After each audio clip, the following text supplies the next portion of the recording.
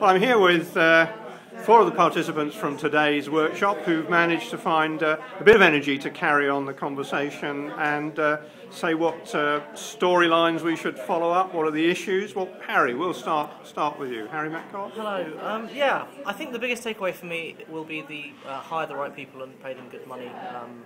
When we were talking about how to actually galvanise some of this action, some of this talk into action, it seemed that some of this stuff does happen in government already, and the places where it's happening are where there are people within departments who have a really sort of solid understanding of what needs to be done and how to do it, and so they're capable of having the right kinds of conversations with suppliers and of finding the right suppliers to begin with. So I think that's the thing I'm going to suggest to people who ask about this in the future. Stefan, you're working within government, and it's great to have a lot of openness today about the issues and people sharing what it's like to get stuff done. What's your takeaway, or what should we follow through on? I think for me what's come out of today is that digital design can be a really powerful catalyst for wider service design, that because there's a lot of new innovative thinking in the digital design space, lots of bright people working on it outside as well as inside government, but we've still got the big, sometimes monolithic services that on a day-to-day we need to continue to deliver, but deliver much better. So I think bringing the power of the insights of digital delivery, applying them in the broader context, without getting bogged down in all of that, is something that really can transform the way that government as a whole delivers services and can make customers and service users right at the focus of how we do things.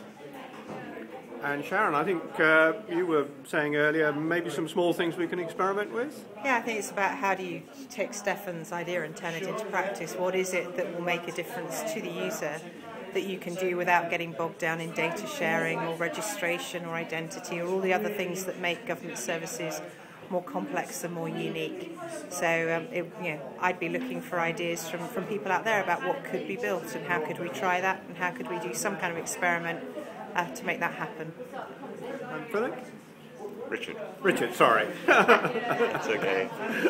I think what's really struck me is when you get a bunch of people who are doing things together in a room, the stories, the experiences, what works, what doesn't work is quite extraordinary.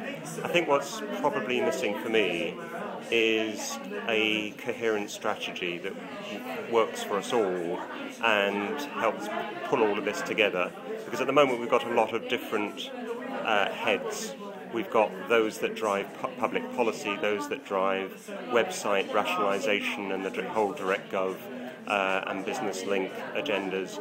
But there's something that's not quite complete in terms of the overarching strategy that makes sure that we move forward in a similar direction. Having said that, there's some fantastic things that have just bubbled up out of nowhere that one shouldn't deny are groundbreaking and are maybe the experiments that Sharon's talking about. And just finally, is this sort of get-together unusual?